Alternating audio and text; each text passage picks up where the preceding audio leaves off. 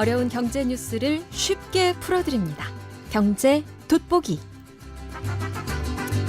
예, 경제 돋보기 김대호 글로벌 이코노믹 연구소 소장님 나오셨습니다. 어서 오십시오. 네, 반갑습니다. 네. 날이 좀 풀리니까 좀 괜찮죠?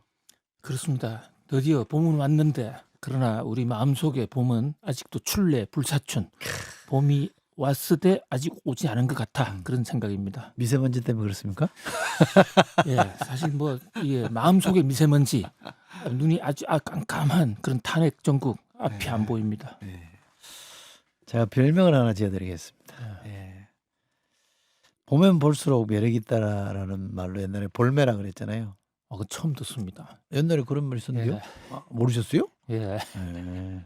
볼매 선생으로 제가 아이고, 별명을 불러드렸습니다. 영광입니다. 박사님 볼수록 매력이 있으십니다. 아이고, 예, 담백하시고. 감사합니다. 네, 우리 볼매 선생님과 함께 오늘은 서울시의 토지거래 허가제, 요즘 토호제라 이렇게 줄여서 말하던데 네. 이게 번복돼서 상당한 혼란을 일으키고 있습니다. 요거 좀 짚어볼게요. 처음에는 오세훈 서울시장이 이 이른바 토호제가 반시장적 규제다 이러면서 전격적으로 해제했잖아요. 네. 근데 34일인가 5일 만에 다시 원위치 시켰잖아요. 토호제, 이게 토지거래 허가제라는 게 뭐예요?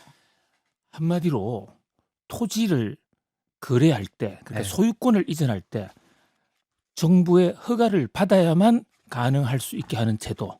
상당히 강력한 부동산 규제 제도입니다. 이게 지금 말씀하신 대로 2020년부터 발동이 됐던 건데 이 오세훈 시장은 지난번 대선 공약 과정에서 그러니까 서울시장 선거에 출마해서 나 이 토호제 이것은 문재인 정부가 반시장 정책으로 나라를 망친 정책이다. 내가 시장 되면 풀겠다. 이렇게 호언장담을 했었습니다. 그런데 이제 당선되고 보니까 이게 푸는 게 만만치가 않다. 본인도 이렇게 생각했던 것 같아요. 풀어달라는 요구가 여러 번 있었음에도 불구하고 좌고우면하다가 좀 지지부진 끌어왔었습니다. 그러다가 갑자기 탄핵 정국이 생겨서 혹시 만약에 탄핵이 되면 대선이 60일 내로 조기 대선이 치러질 수 있다. 이런 전망이 나오니까 대권 주자의 한 사람이었던 오세훈 시장 좀 마음이 급해졌던 것 같아요. 이건 뭐 제 분석입니다. 그리고 자기가 선거 때 공약했던 그것도 안 지키고 자기 지지 기반인 특히 당내 경선에서 강남 사람들의 지지를 얻기가 어렵다고 이렇게 판단한 것 같아요. 그래서 1월 달에 전격적으로 국토부하고 제대로 상의도 하지 않고 독단적으로 해제를 했습니다. 해제를 하고 보니까 이게 예상치도 못하게 집값이 폭등하고 있는 겁니다. 이러다가 집값 폭등의 원흉이다라고 어떤 오히려 대선에서 악재가 되겠다. 이래서 서둘러 접어버렸는데 지금 앵커님은 원상봉 깼다 이런 말씀하시지만 그건 워낙 앵커님 사람이 좋아서 남을 비판할 때도 굉장히 사정을 두고 이렇게 판단하시는 것 같아요. 안 그랬는데요? 이게요. 원상복귀가 아니라 원래 잠삼대청이라고 그래가지고 잠실 삼청동 특정 지역에 원래 2020년에 규제할 때는 부동산 투기에 혐의가 있는 지역만 핀셋으로 꼭 집어서 한 아파트로 따지면 281개 아파트인데 이거를 다시 원상 복귀한다고 그러면서 2,000개로 늘렸습니다. 2,000개 아파트. 그러다 보니까 여기에 해당되는 토지 거래 허가제에 묶여가지고 자기 재산권을 행사하지 못하는 사람이 가구로 따지면 40만 명, 1가구당 4명으로 보면 160만 명이 직격탄을 이 규제에 폭탄을 맞게 된 뭐 그런 면에서 어떤 면의 경제 정책으로서는 부동산 가격도 폭등시키고 재산권도 규제하고 한마디로 경제적 참사다. 이렇게 볼 수가 있겠습니다. 원상 복구가 아니고 그 지역은 원상 복구됐지만 더 넓게 더 확대 지정을 해버렸군요. 그래서 10배 확대 지정했습니다. 와. 이게 언제 도입된 제도예요? 이게 정확하게 1979년 그때 서울이 강남 개발을 하고 또 도시 계획을 하면서 도로도 만들고 항만도 만들고 완전히 리셔플링을 할 때 그렇게 도시 개발을 하면 땅이 많이 들어가는데 특정 개발 정보를 가지고 부동산 투기를 하는 사람들이 있으니까 땅에 대해서 이것은 정부의 허가를 받아야 된다라고 1979년에 토지거래 허가제를 국토계획 및 이용에 관한 법률 제118조에 이 규정이 이제 들어오게 된 것입니다. 그때는 여야 간에 합의가 잘 됐어요. 왜냐하면 이것은 사람이 사는 집이 아니고 땅에 대해서 하는 거고 또 도시 개발을 공공성 높게 효과적으로 하자는 그런 국민적 공감대가 형성이 됐거든요. 그런데 지금 하고 있는 토지거래 허가제는 이게 사실 꼼수, 변칙이 됐죠. 토지를 거래 허가를 하는 것인데 지금 하고 있는 토지 거래 허가제는 토지가 아닌 건물, 아파트를 규제합니다. 그러면서도 아전인수격으로 왜 아파트를 토지 거래 허가로 규제하느냐 이러니까 아파트에도 토지가 있다. 부동산은 토지와 건물로 형성이 되어 있는데 토지를 거래 못하는 결국 집도 거래 못할 거 아니냐. 이렇게 아주 상당히 무리수를 둬서 만든 법이다. 이렇게 볼 수가 있습니다. 아파트에 적용된 게 문재인 정부 때예요? 그렇습니다. 예. 정확하게 2020년 6.17 대책. 당시에 내가 부동산이 빵이라면 밤새 만들어서라도 공급하겠다고 했던 우리 국토부 김현미 장관. 김현미 장관이 사실 비장한 각오로 정말 이런 극단적인 정책 하고 싶지 않은데 그러나 부동산 가격이 너무 튀니까 그러면서 그 당시 2020년 6월 17일 날 지정을 할 때는 그 지정하는 이유를 동네별로 이유를 다 적시했습니다. 이쪽 동네는 재건축을 하니까 저쪽 동네는 도로를 만드니까 그렇게 해야 이제 국민들이 공감할 수 있는 거 아닙니까? 그런데 이번에 이제 오세훈 시장님께서 10배로 확대한 것은 급해서 그랬겠죠. 아무 이유 불문 그냥 그 근처에 있다는 이유로 강남구, 서초구, 송파구 플러스 용산구 이 4개 구를 이제 근거도 되지 않고 그냥 마구잡이로 지금 이 지정을 해버렸죠. 이게요 서울 전체 토지의 27% 정도 됩니다. 서울시의 4분의 1이 지금 토지를 자기 마음대로 거래할 수도 없는 아니 땅을 거래하는 데는 국토개발이라는 뜻이 있다고 하지만 자기 집을 자기가 파는데 정부의 허가를 받아야 된다? 이게 과연 납득할 수 있을까? 전 세계가 한국을 바라볼 때 사우스 코리아와 노스 코리아가 잘 구분이 안 된다. 이런 얘기도 나올 수 있는 상당히 파격적인 조치입니다. 그렇군요. 지난달 10일, 그러니까 2월 10일에 전격적으로 이제 지정을 했다가 예. 34일인가 5일 만에 이제 해제를 한 거잖아요. 그러니까 이렇게 되면 이제 우선은 집값 폭등 때문에 그렇게 이제 되돌린 건데 처음에 그렇게 될 줄 몰랐냐라는 예. 거 판단 예. 미스가 하나 맞아요. 있을 수 있고요. 예. 또 하나는 했는데 그렇다고 해서 그거를 또 한 달 만에 그럼 바로 접냐? 예. 무슨 정책이 이렇게 왔다 갔다 하냐? 예. 이런 비판은 피하기 어렵겠어요, 시장이? 그렇습니다. 지금 문제의 핵심을 꼭 집어주셨는데요.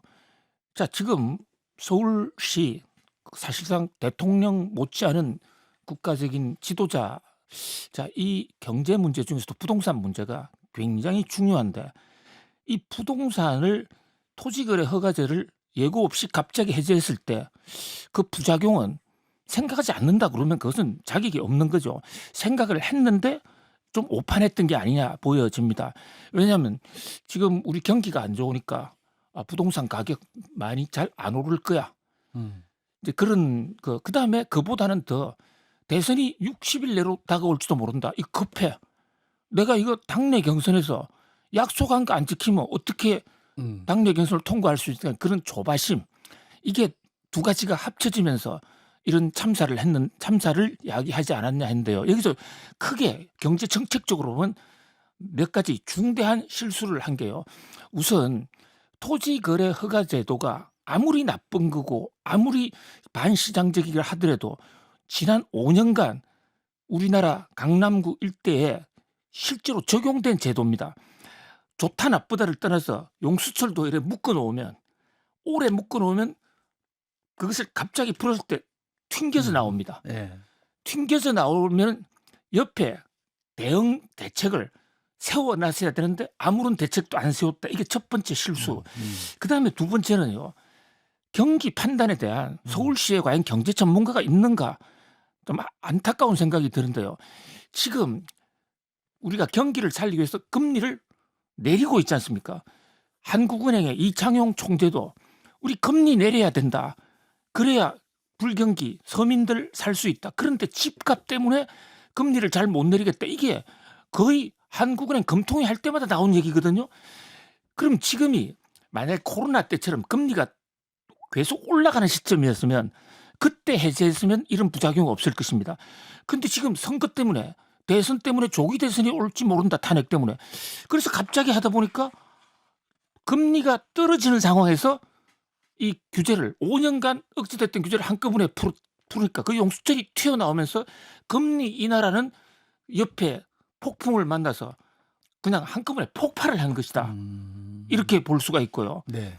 그다음에 불경기도요.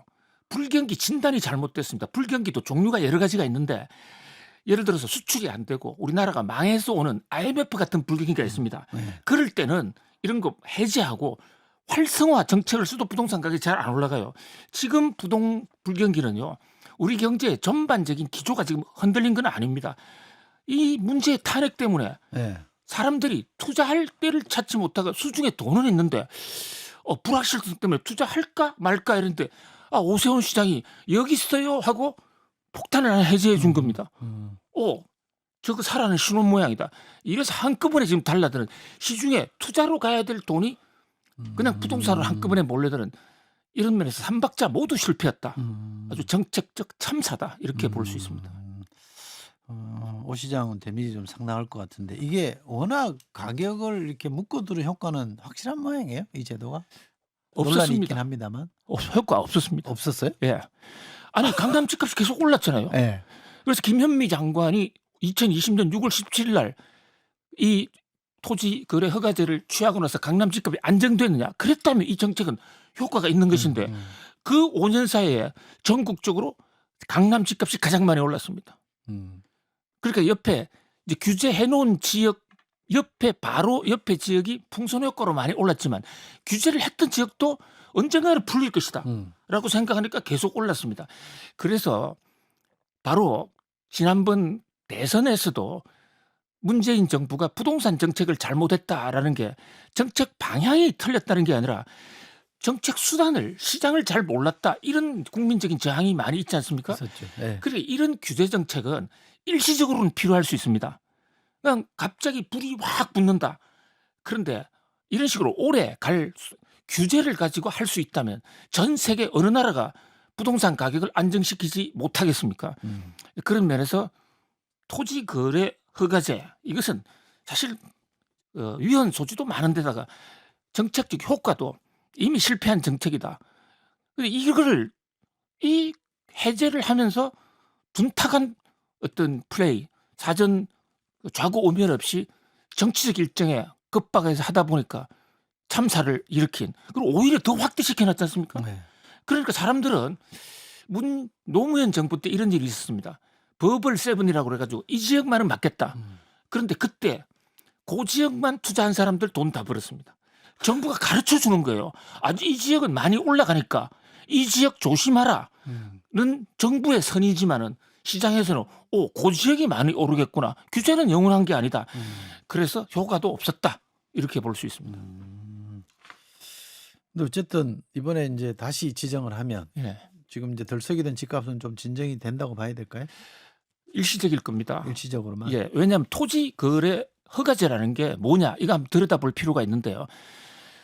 그러면 구청이나 그 정부에서 지방자치정부에서 기준도 없이 무조건 이것은 허가되고 저것은 허가 안 되고 이게 아니라 나름 기준이 있거든요. 네.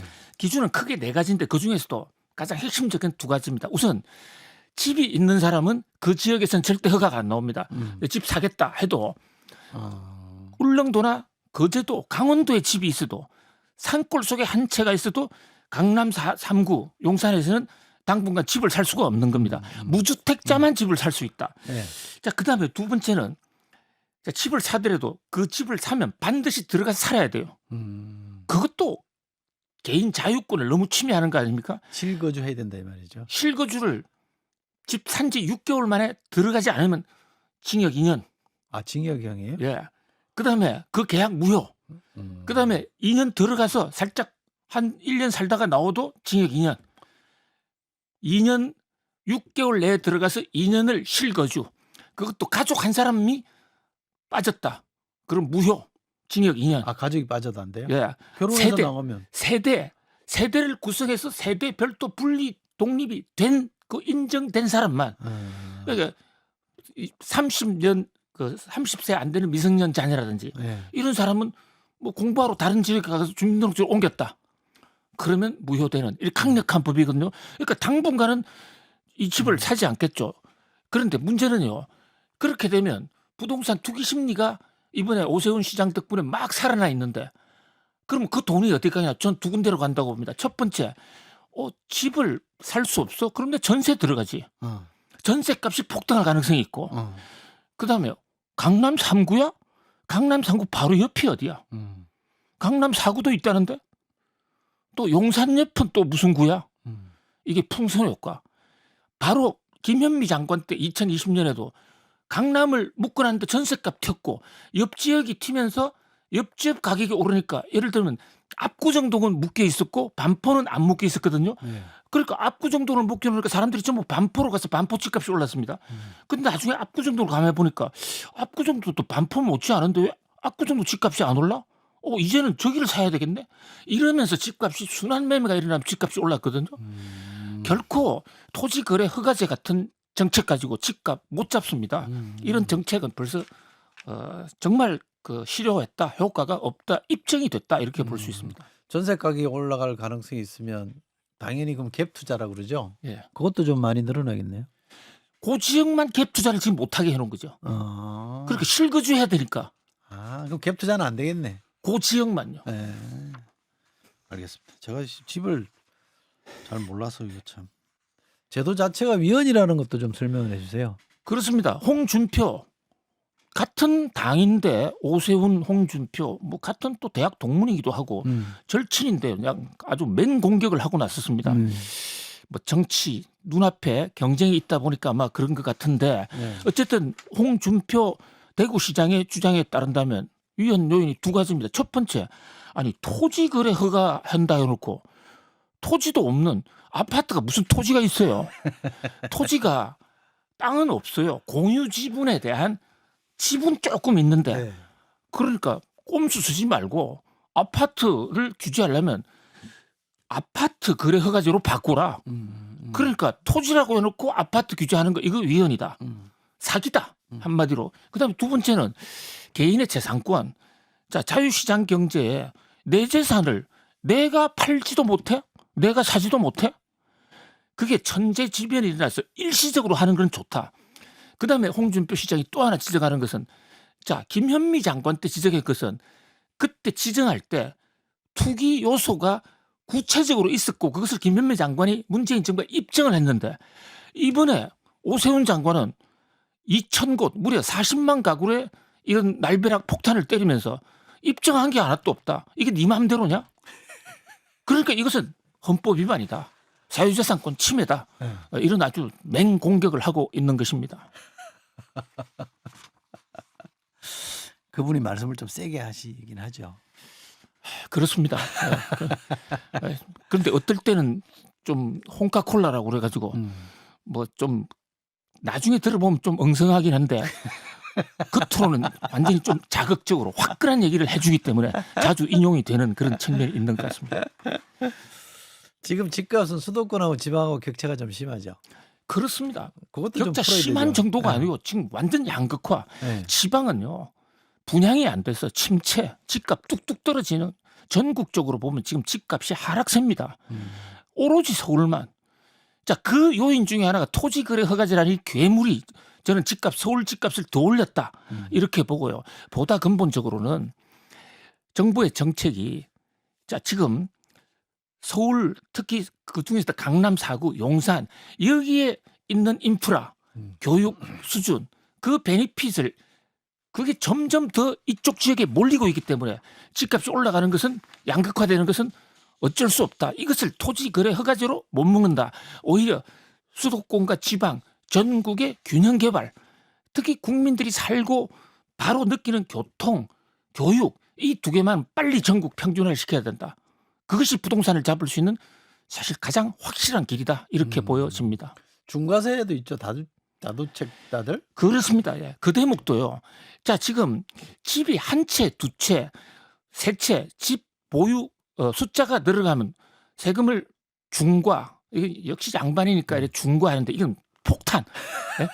완전히 그냥 세금이 82.5%가 올라가는 이런 세금 잘 없거든요. 자, 그런데 그것이 의도와는 달리 효과를 별로 발휘를 못하는 게요. 자, 지금 두 채 이상이 있으면 집값을 때리니까 그럼 한 채 사야 돼. 똘똘한 거 한 채 사자. 지방집 팔고 서울에서 강남. 이게 오히려 집값의 빈익빈 부익부, 서울 편중을 더 심화시켰겠다. 그 뜻이 아무리 좋다 하더라도 정책의 어떤 효과, 어떤 작용 부작용을 제대로 감안하지 않으면 오히려 시장을 더 파괴시킬 수 있다. 이것을 보여주는 아주 단적인 사례다. 이렇게 볼 수 있겠습니다. 박사님 얘기 들으니까 지옥으로 가는 길은 선의로 포장되어 있다라는 말이 생각이 나네요. 그렇습니다. 예. 알겠습니다. 제가 볼메 선생이라고 별명을 붙여드렸는데 김대호 글로벌 이코노믹 연구소 소장님과 함께했습니다. 고맙습니다. 감사합니다.